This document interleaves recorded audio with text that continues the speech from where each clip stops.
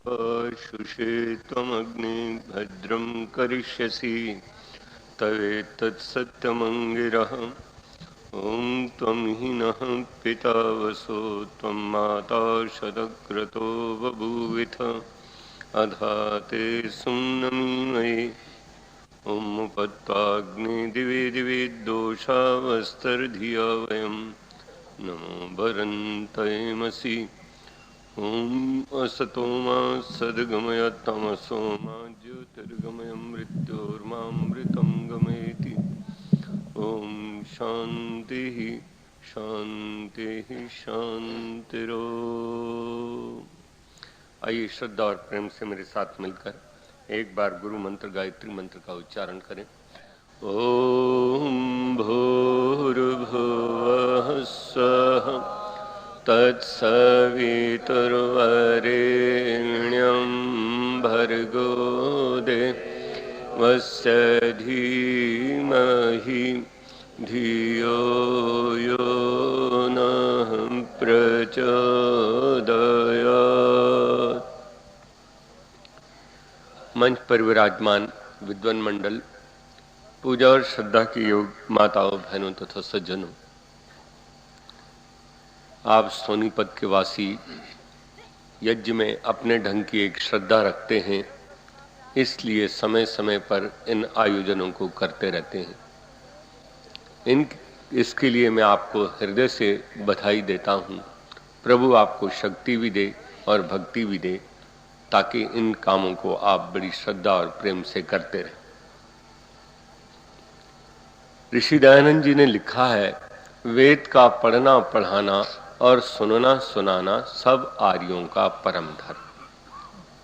मुझे नहीं पता इस परम धर्म का पालन कौन करते हैं, कितना करते हैं और कितना करना चाहिए, पर कोशिश करो कि इस परम धर्म का पालन जरूर करो। किसी ने विवाह कर लिया, विवाह धर्म तो है और वो भी इच्छा हो आपकी तो है, नहीं तो नहीं भी है। 2 आश्रम कंपलसरी है। एक तो ब्रह्मचर्य आश्रम कंपलसरी है और एक रिटायरमेंट वानप्रस्थ आश्रम कंपलसरी है। गृहस्थ आपकी इच्छा पर है, आप जाना चाहें चले जाओ, नहीं जाना चाहें नहीं चले जाओ। और अगर आपको वैराग्य नहीं है और वैदुष्य नहीं है, विद्युत्ता नहीं है, तो सन्यास भी ना लो।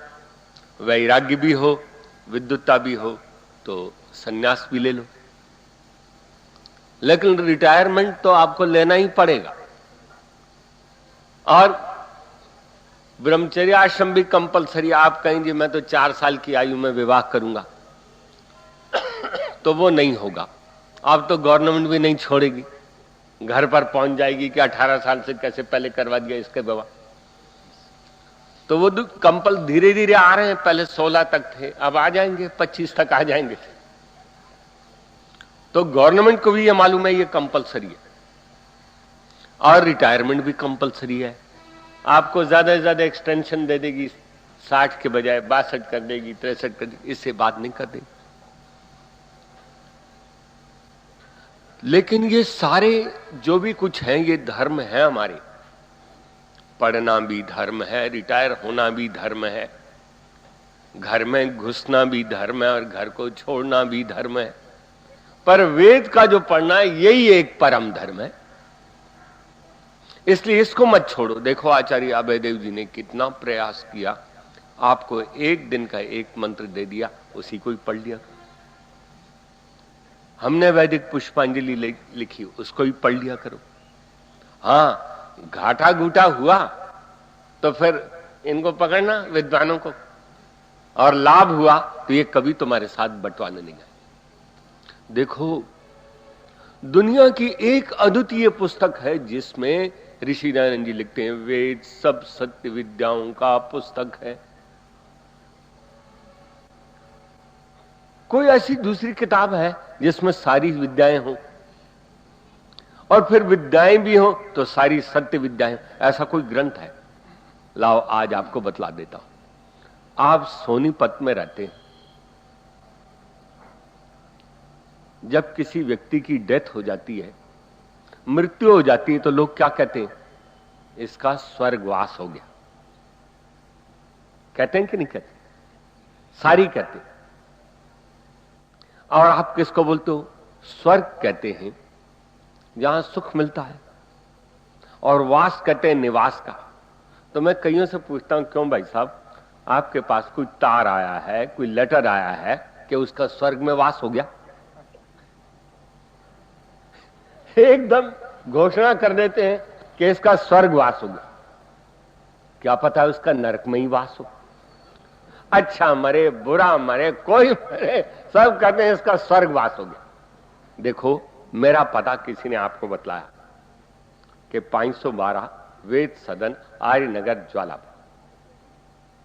ये पता कहीं पढ़ा, कहीं सुना, कहीं देखा, और वो पहुंच गया तो कह रहा, हां भाई पता ठीक है। लेकिन अगर आपने मुझे कहा कि इसका स्वर्गवास हो गया, तो बोलो मैं कहां से मालूम करूं कि उसका हुआ भी है कि ये नहीं हुआ? सबका ही स्वर्गवास हो गया। दुष्ट है, सज्जन है, भला है, बुरा है, सरदार है, हिंदू है, मुसलमान है, सबका स्वर्ग। ये तुम्हारी उदारता है वैसे, लेकिन तुम्हारी उदारतावश भगवान उसको स्वर्ग में वास दे, ये कोई गारंटी नहीं है। अभी हमारे यहां एक बहन जी है, तो उसकी जब डेथ हुई तो उसका जन्म हो गया, और जन्म हुआ पाकिस्तान में, और जब उसकी डेथ हुई तब वो कन्या महाविद्यालय जालंधर में थी। और उसने अभी रिटायर होकर के हमारे आश्रम में ही रह रही है।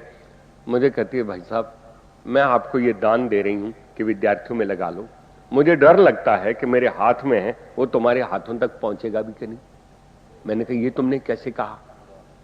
कह रहा है, पिछले जन्म के अंदर मैं कन्या महाविद्यालय जालंधर में पढ़ती थी, मेरा जन्म पाकिस्तान में हुआ।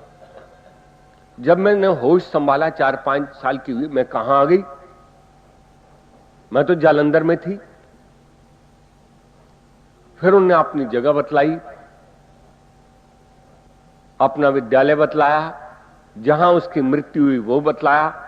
तो कह रहे ऐसे सब छात्राएं चली गई थी अपने अपने घर में, मैं और 1-2 मेरी सहेली रह गई थी। तो प्रिंसिपल ने कहा कि इनको भी घुमा लो बेचारियों को, ये इनका मन नहीं लगेगा। तो वार्डन को कहा कि इनको घुमा लो।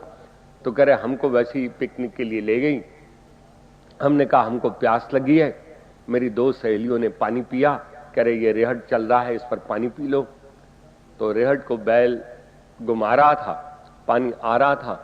मेरी दोनों सहेलियों ने भी पानी पिया, और मैंने यूं पानी उठाया। उठाते ही जो ही मैंने यहां तक पानी लाया, एकदम मेरे हाथ बिखर गए और मैं गिर गई। मुझे नीचे से सांप ने काट लिया और मेरी डेथ हो गई। और ये मैं पाकिस्तान में पैदा हुई। फिर उसने अपने पिता को वो कुआं भी दिखलाया, सब कुछ भी दिखलाया। अब आपने तो कहा उसका स्वर्गवास हो गया, लेकिन उस पाकिस्तान की उस जगह का तो मुझे नाम याद नहीं कि उसका तो वास वहां हो गया। आज से बात सच बोलना चाहिए ना, खामखा क्यों झूठ बोलना चाहिए? तो किसी का स्वर्गवास हो गया तो कहीं हमें पता नहीं कहां वास हो गया उसका। ठीक है, वो संसार से गुजर गए, चले गए। लेकिन आज मैं आपको बतलाता हूं कि स्वर्ग है क्या। अगर वास्तव में वहां वास हो जाए तो आप कह दिया करना कोई बात। ऋषि दयानंद जी लिखते हैं, स्वह सुखम गमयति इति स्वर्गा। स्वर्ग उसको बोलते हैं जो हमें सुख और सुख विशेष की सामग्री की प्राप्ति कराए, उसका नाम स्वर्ग है। जिसमें सुख हो और सुख के साधन हो उसका नाम स्वर्ग, जिसमें दुख और दुख के साधन हो उसका नाम नरक। देखो ऋषि दयानंद जी ने कितनी सुंदर परिभाषा कर दी। लेकिन चलो, आखिर ऋषि दयानंद जी ने भी कहां से ले लिया। अब आज आपको मैं बतलाता हूं कि वेद में क्या बतलाया। वेद में एक मंत्र है, आपको आज के स्वर्ग का पता चल जाएगा। स्वर्गम लोकम अभिनो नयासी। वेद में एक व्यक्ति भगवान से क्या कहता है? स्वर्गम लोकम अभिनो नयासी हे प्रभु त्वम तुम नह मने हमको स्वर्गम लोकम स्वर्ग लोक की और अभिनयासी ले चलते हो। भगवान से कहा तू हम सबको स्वर्ग की ओर ले चलता। और पता है वो स्वर्ग लोक कैसा है? अब अपने आप समझो। यत्र जहां पर के सम जाया पुत्र श्याम, आप हमको उस स्वर्ग लोक की ओर ले चलते हो जहां के हम जाया मने पत्नी के साथ और पत्नी से उत्पन्न हुए पुत्र ही सह पुत्रों के साथ सम मने मिलकर के श्याम रहते हैं, उस स्वर्ग में हमको ले चलते हो। आज स्वर्ग पता लगा कौन सा है? जहां मेरी पत्नी रहती है और जहां मेरी पत्नी से उत्पन्न हुए बच्चे रहते हैं, उस स्वर्ग में हम सम श्याम मिल करके रहते हैं। इसका नाम स्वर्ग है। कितना स्पष्ट कह रही है। स्वर्ग बनता कैसे, स्टार्ट कहां से होता है? तो बड़े सुंदर शब्द दिए कि हस्तम गृह्णामि। इस स्वर्ग लोक को मैं कहां से स्टार्ट करता हूं? जब मैं स्वर्ग लोक की ओर आगे बढ़ता हूं तो हस्तम गृह्णामि, मैं अपने जीवन साथी के रूप में एक का हस्तम मने हाथ को गृह्णामि ग्रहण करता हूं। ये यहां से स्टार्ट होता है। उसका मैं हाथ पकड़ता हूं जीवन साथी के रूप में, और फिर मैं आगे क्या चाहता हूं? मां अन्वेतु। अब मैं चाहता हूं जिसका मैंने हाथ पकड़ा है, मां मने मेरे, अनु मने पीछे, एतु ये आए। अब विवाह संस्कार में किसी को आगे करो पीछे करो, वेद के अंदर अपने आप कहता है जिसका मैंने हाथ पकड़ा है ये मेरे पीछे आए। मां मने मेरे, अनु मने पीछे, एतु मने आए। कौन जी ठीक है ना? इसका स्वर्ग। और अगर पत्नी जो है वो पति को अपने पीछे लाए तो इसका नाम नरक हो जाएगा ना। ठीक है। लेकिन हां, कहां पर पत्नी को अपने पति को पीछे चलाना चाहिए ये भी एक वेद मंत्र दिया, लेकिन वो पॉइंट दूसरा है।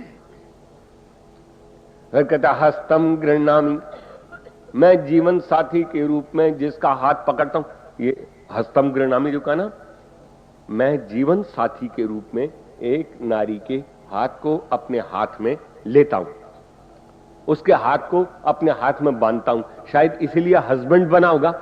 हस्बैंड किसको बोलते हैं? हस्तबंध। उसके हाथ को मैंने अपने हाथ में बांधा और मैं हस्बैंड बन गया।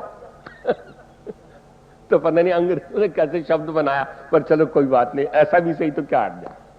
हस्तम गृह्णामि मां अन्वेतु, ये मेरे पीछे चले। और फिर जब हम घर में रहने लगे, मां नस्तारी निर्ऋति, जब मैं अपने और अपने परिवार के साथ मिलकर के रहूं तो मुझे घोर आपत्ति प्राप्त न हो।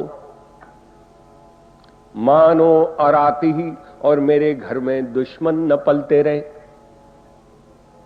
मेरी ही दुश्मन मेरे घर में पल जाएं और मुझे समाप्त करने वाले हों, यह बड़े दुर्भाग्य की बात है।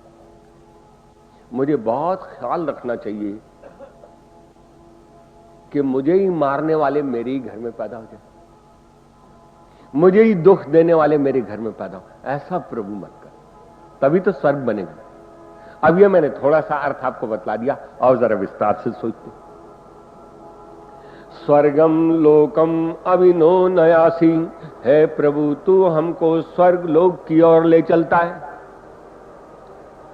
सचमुच भगवान आदमी को स्वर्ग की ओर ले चलता है। स्व किसको बोलते हैं? स्व सुखम तद गमयति स्वर्गा।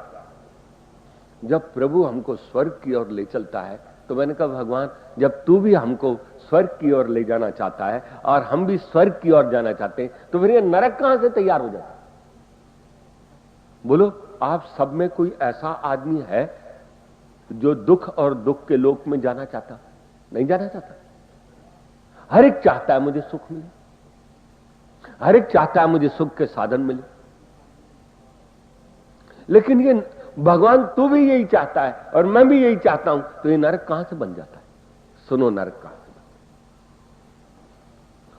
मैंने कहा भगवान कैसे तैयार करे? बेटा, इस दुनिया के अंदर वेदों में सबसे टॉप का अगर कोई सात्विक अन्न बतला है, उसका नाम जौ। संसार में सबसे सात्विकतम अन्न। तो मैंने कहा प्रभु, ये मुझे फिर दुख क्यों देता है? कह रहा है बेटा, तू जौ सामग्री में मिला ले तब भी ठीक है, तू जौ का बार्ले वाटर पी ले तब भी ठीक है, तू जौ के सत्तू बना ले तब भी ठीक है, इसका कोई पूड़ा पूड़ा बनता है वो भी बना ले तो भी ठीक है, एक हव्य द्रव्य बनता है वो भी बना ले तो ठीक है, तब तक तो ये स्वर्ग रहता है। लेकिन जिस दिन मेरे इस सात्विकतम अन्न को तू सड़ा करके इसकी शराब बना लेता है, तो फिर नरक तू बनाता है कि मैं बनाता हूं? मैंने तुम्हें टॉप का इस पदार्थ दिया और तूने उसको अपने विचारों से और व्यवहारों से इतना नीचे गिरा दिया कि उसकी शराब तैयार हो गई और फिर तू नालियों में गिरे। तो बोलो स्वर्ग मैं देता हूं, नरक तू खुद तैयार कर। देखो मैंने अंगूर तैयार किया कि नहीं? कह रहे तुम अंगूर को खा लो, बहुत अच्छा फल है। सर्दी में खाना चाहता है तो इसका किशमिश बना के खा लो तो भी ठीक है। मोटा अंगूर है, दाख मनक्का बना के खा लो तो भी ठीक है। मनक्के के साथ बादाम मिला करके खा लो, तुम्हारी आंखों को भी लाभ होगा, दिमाग को भी लाभ होगा। लेकिन जिस दिन तू इस अंगूर को सड़ा के शराब बना लेता है और फिर पी के नालियों में गिरता है, तो बोलो नरक तूने तैयार किया कि मैंने तैयार किया? इसके बाद कह रहा देख मैंने गन्ना बनाया। कह रहा गन्ना जब तू चूसता है मुझे बहुत अच्छा लगता है। तेरे दांत टूट गए, चलो भाई उसका जूस निकाल लो, रस निकाल लो, उसको पी लो तो भी ठीक है। गुड़ बना के खा लो तो भी ठीक है, शक्कर बना करके खा लो तो भी ठीक है, मिश्री और खांड बना करके खा लो तो भी ठीक है, बताशे बना करके खा लो तो भी ठीक है। और इसको कई प्रकार के पदार्थों में जैसे मावे वगैरह में मिला करके तुम लड्डू बना लो, पेड़े बना लो, पिनिया बना लो, वो भी ठीक है। लेकिन जिस दिन तू इसका शीरा बना करके इसको सड़ा देता है और इसकी शराब बना लेता है, तो बोलो नरक तूने तैयार किया कि मैंने तैयार? देखो इस दुनिया को गंदा करने वाले हम, लेकिन भगवान उसको कितना ऊंचा बनाना चाहता। तेरे घर में जो नारी आई है, नारी क्या चीज है? मैं कल देख रहा था, स्त्रिया श्रिया, कितना कमाल का वाक्य। स्त्रिया श्रिया, दुनिया के लोगों स्त्री श्री है, संपत्ति है, घर की शोभा है, घर का चांदना है। तुम्हारे घर में सैकड़ों दीपक जलते रहे, पर जब नारी नहीं है तो सब जले हुए दीपक भी बुझे हुए दीपक। तेरे घर में लक्ष्मी का ढेर पड़ा हुआ है, सोने और चांदी का ढेर है, लेकिन तेरे घर में पत्नी नहीं है तो वो घर नहीं कहला सकता।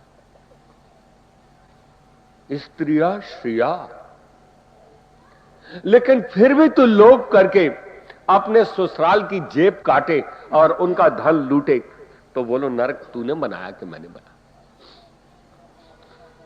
जिस नारी के पिता को तुमने दुख दिया, उसकी मां को तुमने दुख दिया, उनको रोने पर मजबूर किया कि तू ये ला और वो ला नहीं सकी, तो बोलो नरक किसने बनाया? तूने बनाया कि मैंने बनाया? मुझे ये नरक हम तैयार करते हैं। मेरे पास सहारनपुर से एक सज्जन आए, बहुत से दिन हो गए। उसने कहा राम प्रसाद मैं बहुत दुखी हूं। मैंने कहा क्यों? अरे तेरे 3-3 4-4 लड़के और फिर भी तू दुखी?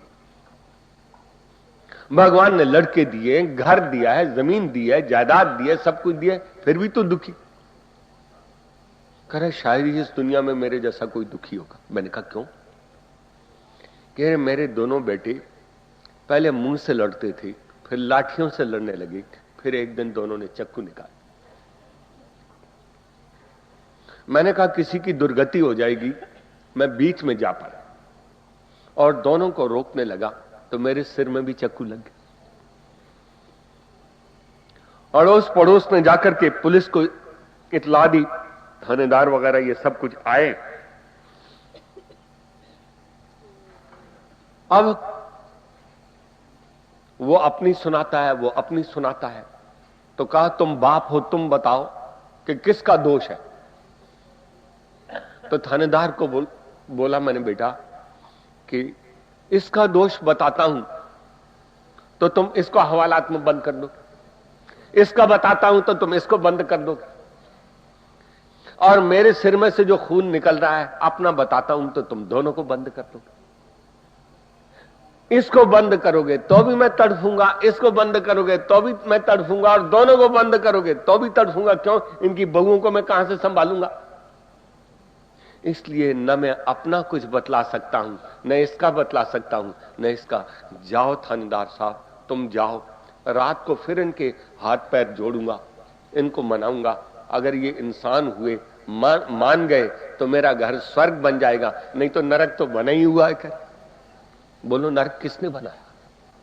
इंसान जब गिर जाता है तो बहुत नीचे चला जाता है, और जब ये चढ़ता है तो बहुत ऊपर चढ़ता है। जब ये चढ़ता है तब ये आकाश को छूता है, भगवान को छूता है। जब वो गिरता है तो इसको पता नहीं नरक का भी अंतिम कोई छोर मिलता होगा या नहीं मिलता।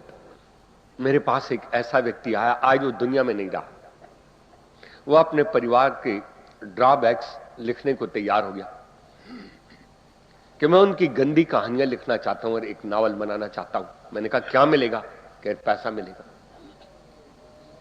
मैंने कहा पैसे के लिए तू अपनी बहन को नंगा करेगा? पैसे के लिए तू अपने बाप को नंगा करेगा? कह रहे राम प्रसाद, पैसा मिलना चाहिए चाहे जैसे मिले। बोलो। कह रहे केवल आप भूमिका लिख देना। मैंने कहा मेरे पास दोबारा ये शब्द भी मत करना। आओ इस नरक को स्वर्ग हम कैसे बनाए। वेद का स्वाध्याय करो, तदनुकूल आचरण करो, फिर अगर स्वर्ग तैयार नहीं हुआ तो हमसे बात करो। स्वर्गम लोकम अभिनो नयासी, प्रभु तू हमको स्वर्ग लोक की ओर ले जाना चाहता है। और ये स्वर्ग लोक कौन सा है?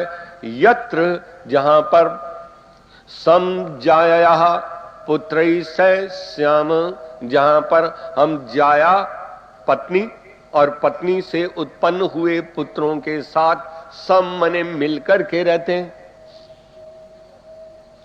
देखो हर जगह वेद के अंदर अगर कोई शब्द दिया है तो शब्द के बैकग्राउंड में बहुत ऊंचा कुछ है। कहीं पत्नी नाम दिया, कहीं जाया दिया, कहीं नारी दिया। यहां जाया क्यों दिया वो मैं बतला रहा हूं। हम कैसे मिलकर के रहे। मैं बहुत छोटा था तो पिताजी हमारे फ्रंटियर में खरबूजे बहुत बढ़िया होते थे, बहुत मीठे।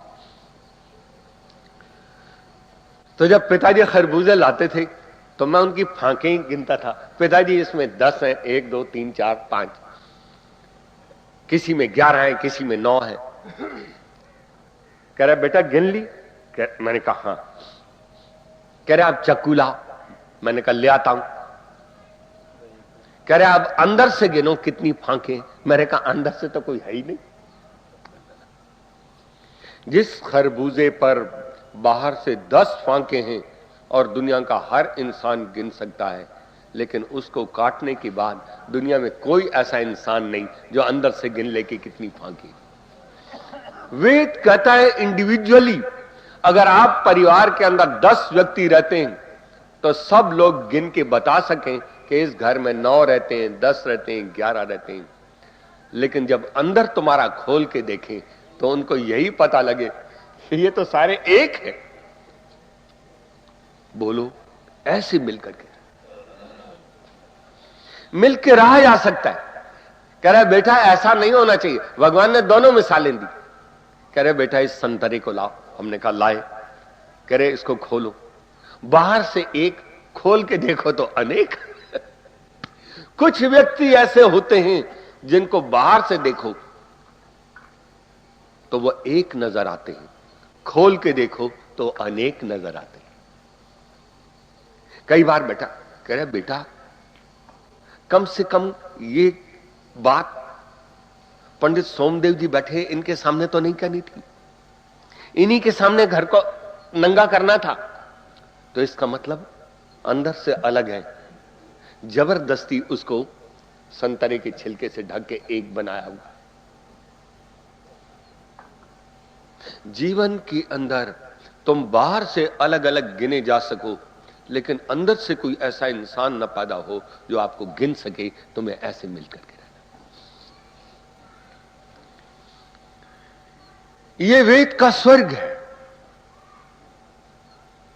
और इस स्वर्ग में जो रहते हैं, तो भगवान जब ले जाता है, कह रहे मैं तुमसे बहुत प्रसन्न हूं, चलो तुम्हारे लिए सीट रिजर्व हो गई है, तुम्हें स्वर्ग में ले चलूं। कह रहे भगवान अपन को तो ये भी स्वर्ग है वो भी स्वर्ग है, यहीं रखो तो ठीक है, वहां रखो तो ठीक है, अपने को क्या फर्क पड़ता है। और ये स्वर्ग कैसे बनता है?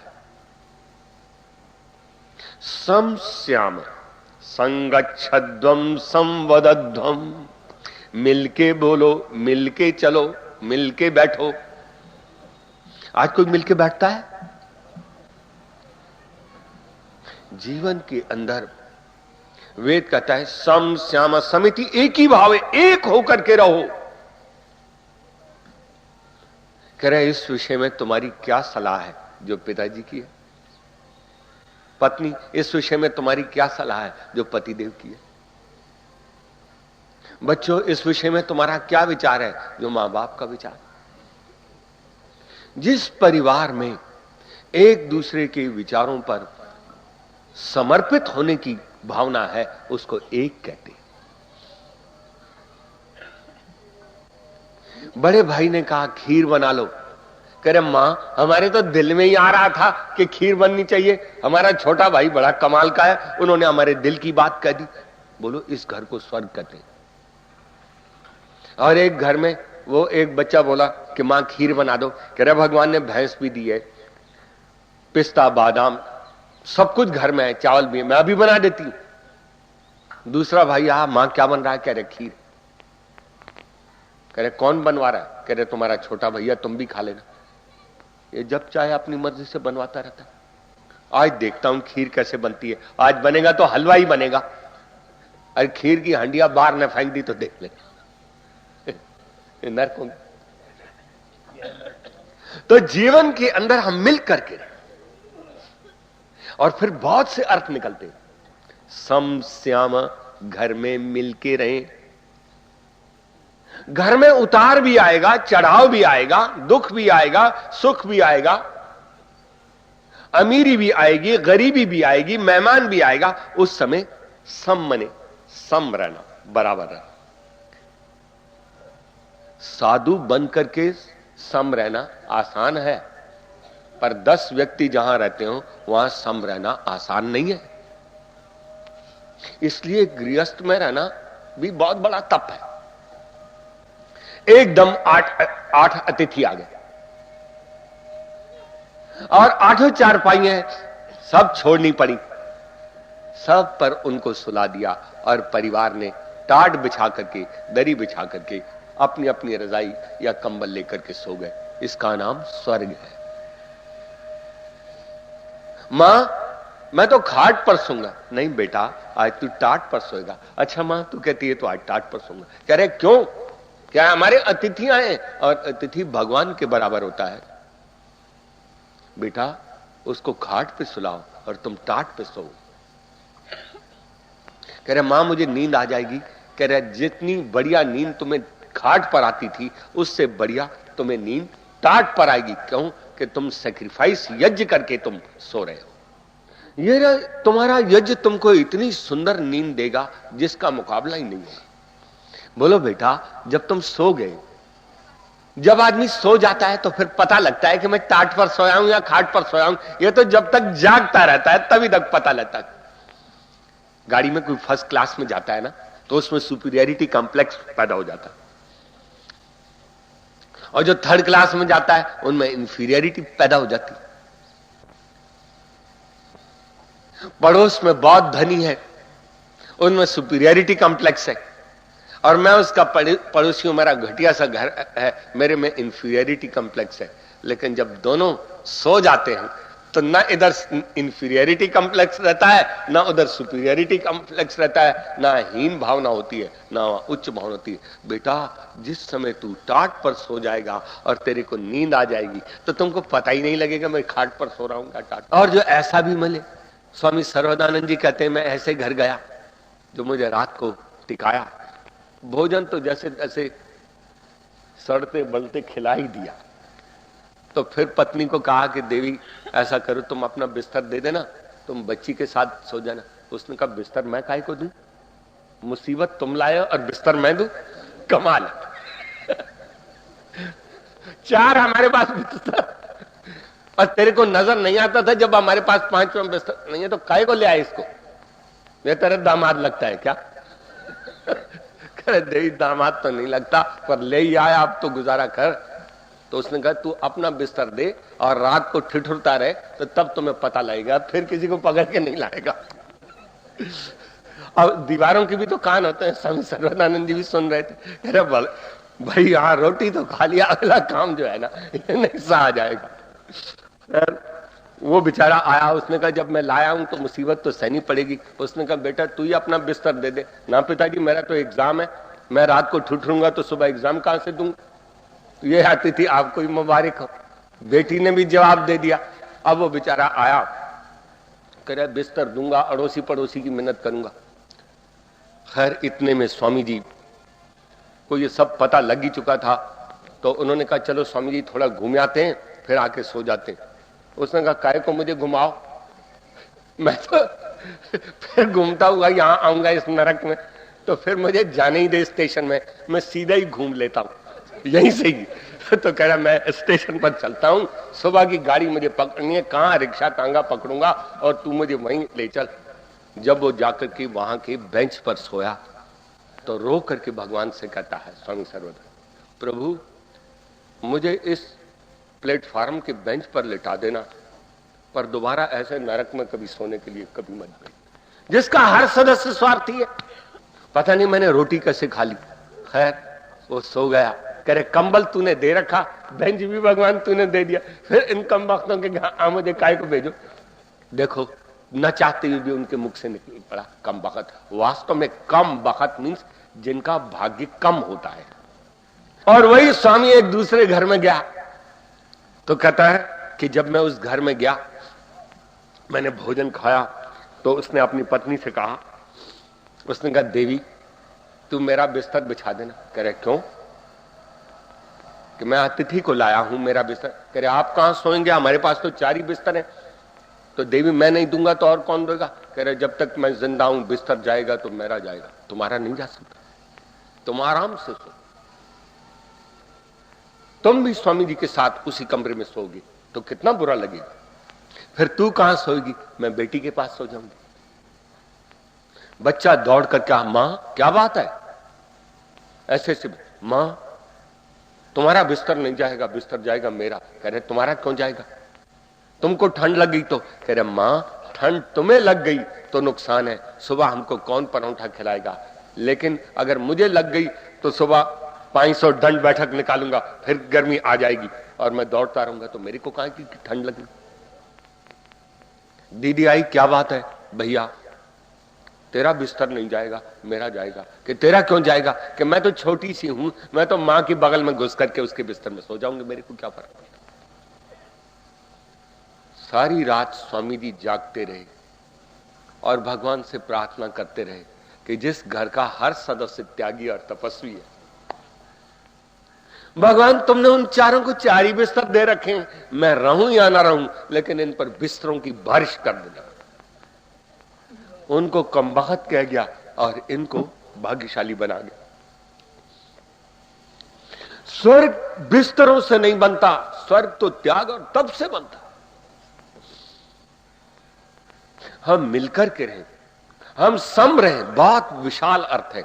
अभी एक पुस्तक मैंने लिखी है, लुधियाना से मेरे पास आए, उसमें मैंने मंत्र दिया, लेकिन परसों तरसों जब मैं दिल्ली गया, 2-4 दिन हो गए, पिछली 19 तारीख को, तो मैंने रास्ते में एक नया चिंतन किया इस मंत्र का।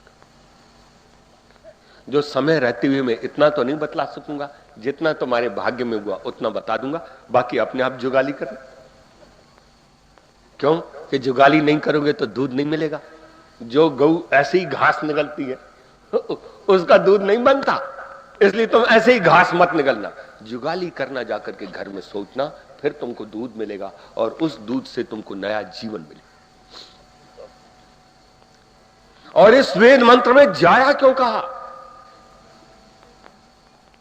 कई जगह पत्नी कहा, कई जगह नारी कहा, कई जगह स्त्री कहा, बहुत से शब्द वेद में दिए। कई जगह प्रथुष्ट का कहा, कई जगह आपा का, लेकिन यहां नारी का नाम दिया जाया। नारी इस घर में इन बच्चों को जो पैदा करती है, वो बच्चों को बाद में पैदा करती है, बच्चों से पहले अपने हृदय में ऊंची भावनाओं को पैदा करती है, इसलिए यहां पर जाया शब्द दिया।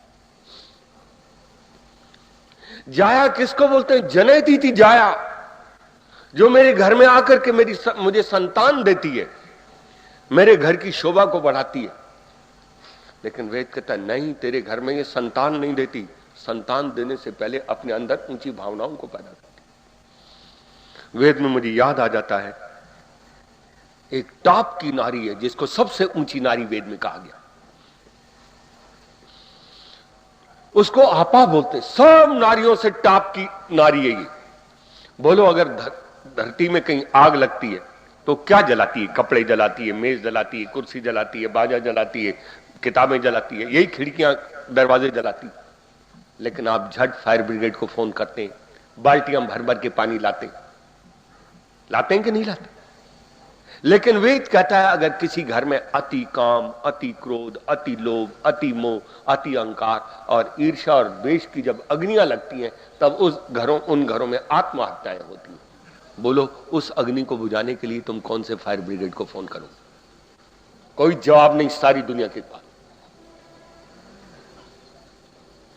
तब वेद कहता अगर ऐसी बच्ची आज भी किसी घर में तैयार हो जाए तो लोग कहते हैं कि बच्ची के लिए लोग दहेज मांगते हैं। मैं कहता हूं ऐसी बच्ची के लिए आज भी ऐसा व्यक्ति आएगा कि इस बेटी को मुझे दे दो।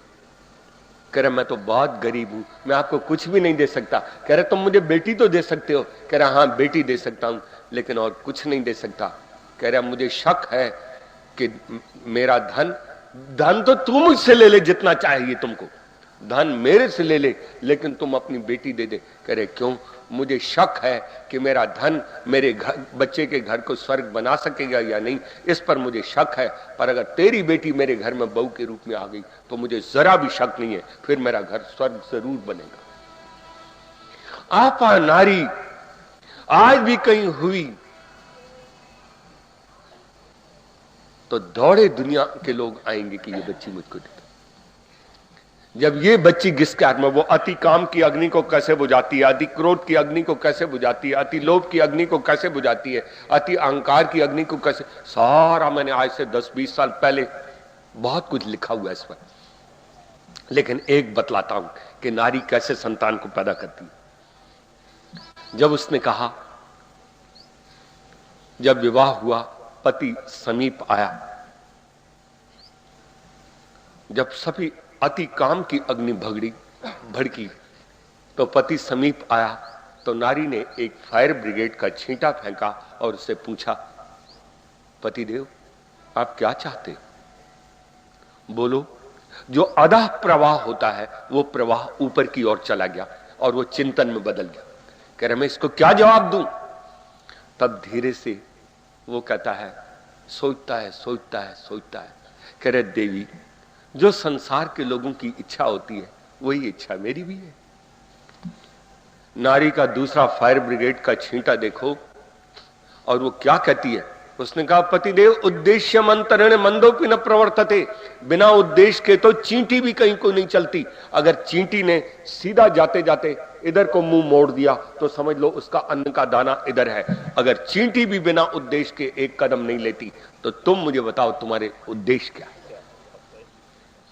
अब आपको पता है, वो सोचने लगा, उफ़ो मैं क्या जवाब दूं? जिसका प्रवाह नीचे की ओर था उसका प्रवाह वो ऊर्ध्व रेता बनकर के दिमाग से जवाब देता है, ऐसी नारी को मैं क्या जवाब दूं? तो धीरे से कहता है, देवी हमने गृहस्थ आश्रम में प्रवेश किया है और गृहस्थ की शोभा संतान से है, मैं चाहता हूं अपने घर में भी कोई बच्चा आना चाहिए। तो नारी तीसरा प्रश्न करती है, पतिदेव आप कैसी संतान चाहते हैं? अरे तेरा भला हो, कोई सोनीपत में ऐसा सोचने वाला है? आप कैसी संतान चाहते हैं? तो पति सोचता है, फो मैंने तो कोई सोचा ही नहीं, मैं तो अपने आप को डबल एम में बतलाता था, मेरी नारी तो भगवान ने मुझे बहुत महान नारी दी है। तो धीरे से कहता है, देवी सोच सोच करके कोई अच्छी संतान होनी चाहिए। बहुत अच्छा उद्देश्य है पतिदेव, मैं आपसे बहुत प्रसन्न हूं।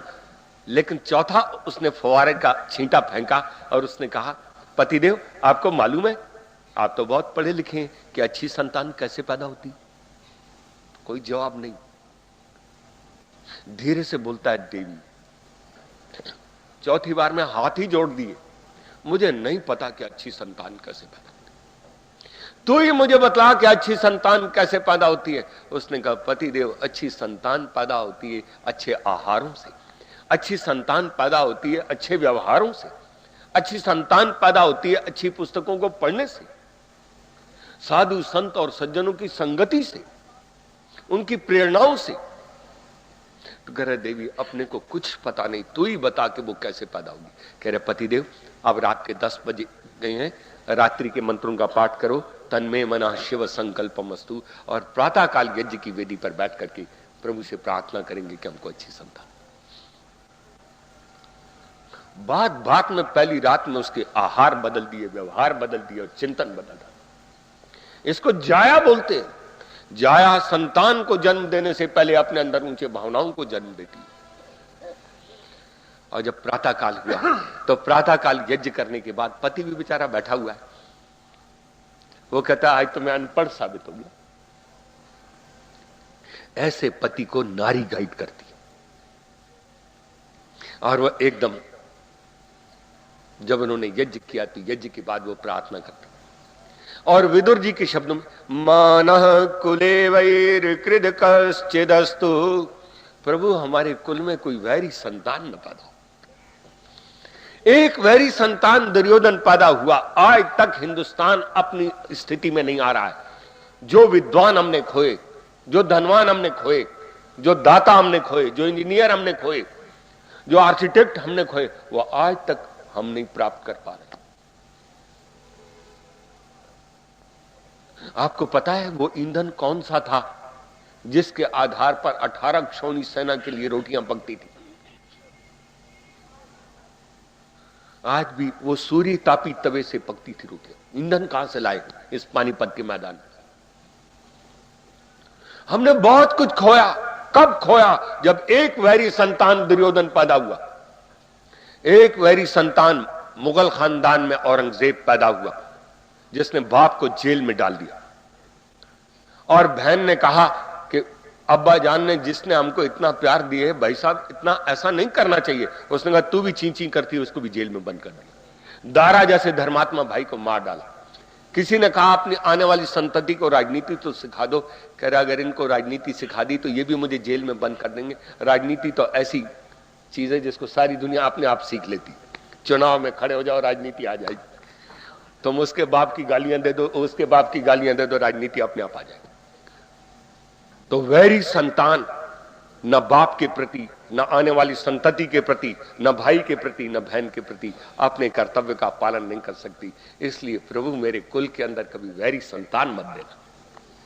मानः कुले वैर कृद कश्चिदस्तु राजा अमात्यो मा परस्वापोहारी। अगर सौभाग्य से मेरा बेटा राजा बन जाए, मंत्री बन जाए, प्रधानमंत्री बन जाए, रक्षा मंत्री बन जाए, गृह मंत्री बन जाए, तो वो मां पर स्व अपहारी, दूसरे के नाजायज धन को घर में घुसेड़ने वाली संतान नहीं पैदा होनी चाहिए। विदुर कहता है, इस हिंदुस्तान में वो संतान ही नहीं पैदा होनी चाहिए जो गंदे धन को घर में लाने वाली। 8 गुण बतलाए, मेरे से वो संतान न पैदा हो जो माता पिता और आचार्य का तिरस्कार करने वाली हो। जो बाप से पहले खाने वाली है। 8 गुण बतलाए, उन सारे गुणों को तो मैं नहीं गिनाता। अंत में वो नारी प्रार्थना करती है वेद के मंत्र, मम पुत्र शत्रुहण।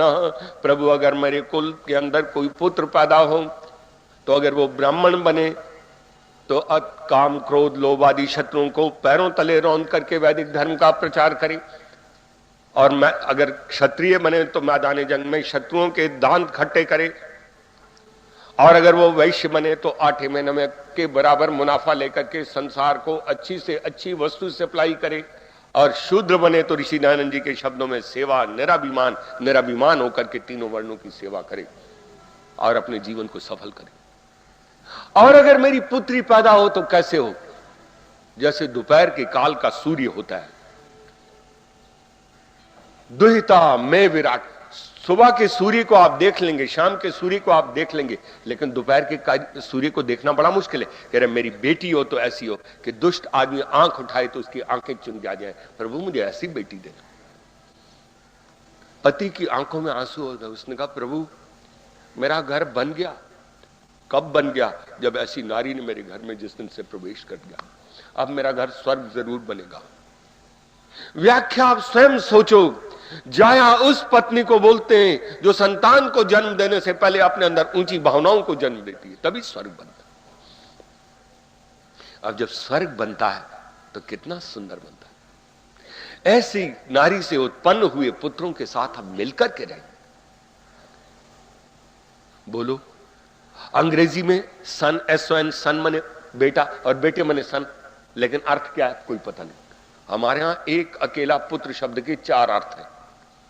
मेरे घर में कैसी संतान पैदा हो? दुनिया की कोई संस्कृति कहीं के कोई विचार नहीं दे सकता जो वेदों के अंदर पुत्र के लिए शब्द आए दुनिया की किसी किताब में नहीं है, और हो तो मुझे बता दो। सुनो उस संतान को कहते हैं जिसमें 3 गुण हो। पुत्र उस संतान को कहते हैं जिसमें 4 गुण हो। तनय उस संतान को कहते हैं जो मां और बाप के उत्तम गुणों का विकास कर दे, उस संतान को बोलते हैं। विजावा एक्टिव संतान को बोलते हैं जो अत्यंत एक्टिव हो, पुरुषार्थी। ऐसी संतान जिस समय मां से पैदा होगी वो घर स्वर्ग बनेगा। हस्तम गृह्णामि। प्रभु जिसका मैंने हाथ पकड़ा वो मेरे पीछे चले। पता है हाथ पकड़ने से क्या होता है? हाथ तो मैं इनका भी पकड़ लूंगा, लेकिन हमारा हाथ जैसे होगा ये दोस्तों का हाथ होगा। कह रहे जीवन साथी का हाथ जब मैंने हाथ में लिया तो उसी समय से वो मेरी होगी और मैं उसका हो गया। और मैंने उससे पूछा तेरा गांव कौन सा? कि जो तेरा वही मेरा। कमाल हो गया। आज तक तेरा शहर दिल्ली था, मेरा शहर हरिद्वार था, लेकिन मैंने हाथ पकड़ा और मैंने कहा तुम्हारा शहर कौन सा है? कह रहा हरिद्वार। मैंने कहा कैसे तुम्हारा शहर हरिद्वार हो गया? कह रहा जिस समय से तुम्हारा हाथ पकड़ लिया उसी समय से मेरा शहर भी हरिद्वार बन गया। ये चीज क्या है? कभी आपने विचार किया? जीवन के अंदर एक बहुत बड़ी संपत्ति है। अगर इस संपत्ति को आप समझ गए तो आप गृहस्थ आश्रम के सारे रहस्य को समझ गए। जिस समय मैं हाथ पकड़ा और मेरा ग्राम ही खत्म हो गया, मैंने कहा तुम्हारा गोत्र क्या है? कह रहे जो तुम्हारा गोत्र है वही मेरा गोत्र है। अरे समुद्र में नदी समा जाने के बाद नदी का ना नाम रहता है ना रूप रहता है। कह रहे जिस समय मैंने अपना हाथ तेरे हाथ में दे दिया, न मेरा नाम रहा और न मेरा ग्राम रहा, मेरी डिग्री भी खत्म हो गई। मैंने कहा तेरी डिग्री क्या हो गई? कह रहे आप क्या है? अगर वो डॉक्टर का हाथ पकड़ा है तो मैंने कहा तुम क्या बन गई? कह रहे मैं डॉक्टर नहीं बन गई। मैंने कहा डॉक्टर नहीं बनने के लिए पता है कितना टाइम लगाना पड़ता है? 5 साल MBBS के लिए और MD करने के लिए 8 साल। तूने क्या किया? कह रहा मैंने तो 5 दिन भी डॉक्टरी नहीं सीखी। लेकिन तू इतनी जल्दी डॉक्टर नहीं बन कैसे गई? तेरे बस हाथ में हाथ देते ही बन गई। ओम प्रकाश जी खतौली वाली थे उन बेचारी की जो पत्नी थी वो गांव से थी। कह रहे शास्त्री जी आपको शास्त्री करने में कितने साल लगे? कह रहे 14 साल।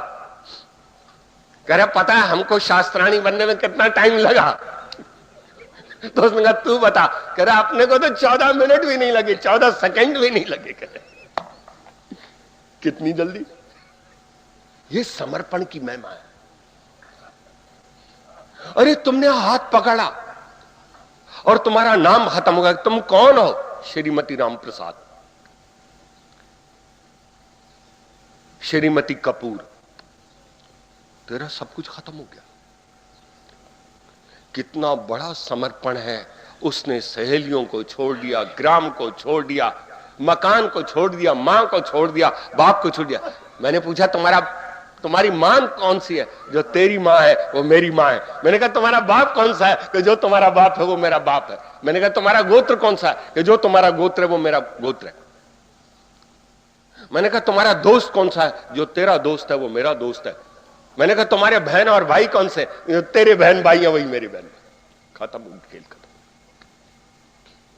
ये कहानी बड़ी विचित्र है। हस्तम गृहणामी में जो कुछ शब्द है।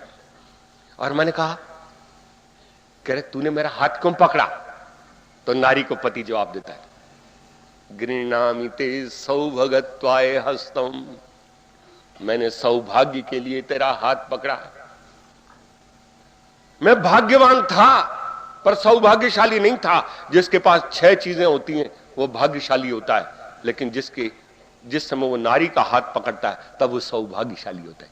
गृहणामि ते सौभगत्वाय हस्तम, मैं सौभाग्य के लिए तेरा हाथ अपने हाथ में पकड़ता। दुनिया के सारे ऐश्वर्य का मालिक होकर के भी वो भाग्यवान हो सकता है, लेकिन जिस समय नारी का हाथ पकड़ता है वो सौभाग्यशाली। मंत्र बहुत सुंदर है, पर घड़ी तो घड़ी है ना, वो किसी का लिहाज थोड़ी करती है। तुम भी कहोगे अपने आप तो राम प्रसाद ने दूध पी लिया और हमको सबको भूखा मार दिया। ऐसा मैं नहीं करूंगा। ये माताओं ने हमको दूध पिला दिया, हमने पी लिया, नहीं तो हम भी तुम्हारी तरह बैठे रहते। याद रखो, जीवन के अंदर वेद अमृत है। जिस समय हमारे घरों में जाया आएगी, पति उसका हाथ पकड़ेगा और वैदिक मर्यादाओं में पकड़ेगा, तब वो बड़े प्यार से कहता है, मां अनु एतु, अब इसका कर्तव्य है कि मेरे पीछे चले। पीछे ना, हिंदी तो आती है ना, मां मने मेरे, अनु मने पीछे, एतु मने आवे, बस सीधी खत्म बात। ये तो सीधी पंजाबी है, क्या है वेद की। लेकिन एक जगह नारी कहती है कि मैं क्यों इसके पीछे चलूं? करे अहम केतु, अगर मैं ज्यादा पढ़ी लिखी हूं तो फिर इसको मेरे पीछे जाना चाहिए। अहम केतु, मैं इस घर का झंडा हूं। अहम विवाचिनी, मैं वक्त्री हूं, मैं ऑरेटर हूं, मैं लेखिका हूं, मैं समाज को गाइड कर सकती हूं। अच्छा, तो फिर ये मेरे पीछे चले, मैं बड़े बड़े दुश्मनों को छक्के छोड़ा सकती हूं। होगी को वो भी वो हरियाणा वाली कोई होगी। ये हरियाणा वाला मंत्र क्या बता। कह रहे पति जो तुम तो किनारे बैठे रहो, मैं अकेली ही काफी हूं इसको। हमारे यहाँ एक हरियाणा वाली आई बेचारी, तो वो वानप्रस्थ आश्रम में रह गए, तो कभी कभी गुरुकुल में प्राइवेट एग्जाम दिलवाने के लिए वो बच्चियों को लाते हैं। तो वो आ गई, तो वो बंदर आ गए। तो बंदर में तो वहां पंजाब की भी माताएं हैं और यूपी की भी हैं, वो जरा सीधी सादी हैं। तो वो जब रोटी खाती हैं तो अब तो उसको वानप्रस्थ का जो भंडार है उसको जाल दे दिया, तो वो बेचारी रोटी खाती हैं, तो रोटी वहां तो थाली में रखी रहती है, तो वो बंदर उठा के ले जाता है, तो वो बेचारी देखती रह जाती है।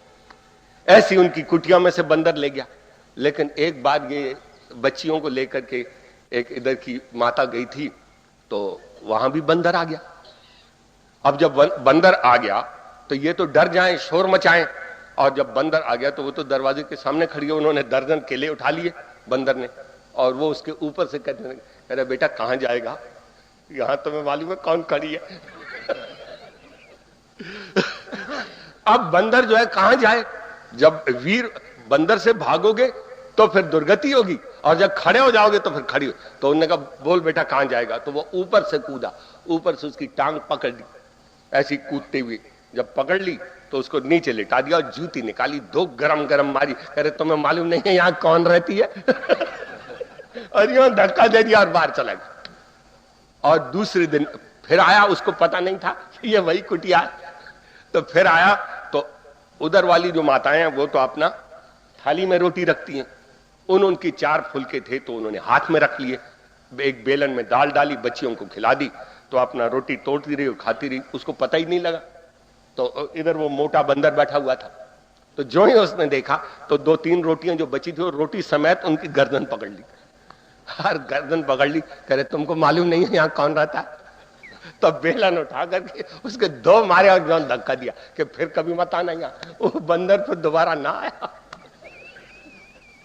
कि यहाँ कोई तगड़ी जाट नहीं रहती है। तो जीवन के अंदर उस नारी ने कहा कि पतिदेव इसको तो मैं ही निपटा दूंगी। तो जीवन के अंदर वो कहती है कि मम कृताव अनु, जो मैं इस घर के अंदर कर्म करूं वो मेरे पीछे चले। और एक ही चीज बतला देता हूं, इस संसार के अंदर मैंने एक किताब लिखी, उस किताब की भूमिका जब लिखने लगा तो जब मैं उस घर में गया तो उस बहन जी के पति को मैंने कहा मैं क्या लिखूं? उसने कहा भाई साहब मेरे बारे में कुछ मत लिखना, जो कुछ है इस घर को बनाने वाली अगर कोई है तो ये नारी है, मैं कुछ भी नहीं। मैंने कहा कैसे? कह रहे जिस दिन इसने इस घर में प्रवेश किया और पहले दिन जब मैंने इसकी मांग भरी थी तो मैंने पहली रात इसको बोल दिया कि देवी आज मैंने तेरी मांग भरी है, भगवान ने मुझे बहुत कुछ दिया है, बोल तेरी क्या इच्छा है मैं पूरी करूंगा। जब इसने कहा, और इस बहन जी को जिसको मैं जानता हूं, इसको पता लग गया था कि जिस घर में मैं जा रही हूं उसमें तो मांस भी खाते हैं, अंडे भी खाते हैं, मछली भी खाते हैं, शराब भी पीते हैं, मैं कहां जा रही हूं। बहुत दुखी थी। उसने कहा पति जो पूरा करोगे? उसने कहा जरूर। उसने कहा मैं इस घर को निरामिष बनाना चाहती हूं। उसने कहा तथास्तु। मुझे बोलता है राम प्रसाद इस घर में अगर मांस नहीं, अंडा नहीं, मछली नहीं, शराब नहीं, तो केवल इस देवी की कीमत है। और लंबी कहानियां नहीं बतला सकता। उस घर में जाकर के मुझे ऐसा लगा कि मैं आपको बता नहीं सकता। जीवन के अंदर वेद का स्वाध्याय करो, तदनुकूल आचरण करो, तुम्हारी संतान तुम्हारी आशाओं से भी बढ़कर महान निकलेगी। तुम संसार के अंदर दूसरों से प्रेरणा नहीं लोगे, अपने जीवनों से दूसरों को प्रेरणा देने वाले बनोगे। ऐसे स्वर्ग को बनाने के लिए तप करो। घड़ी बहुत आगे निकल गई, मैं इतना ही कह के समाप्त करना चाहता हूं।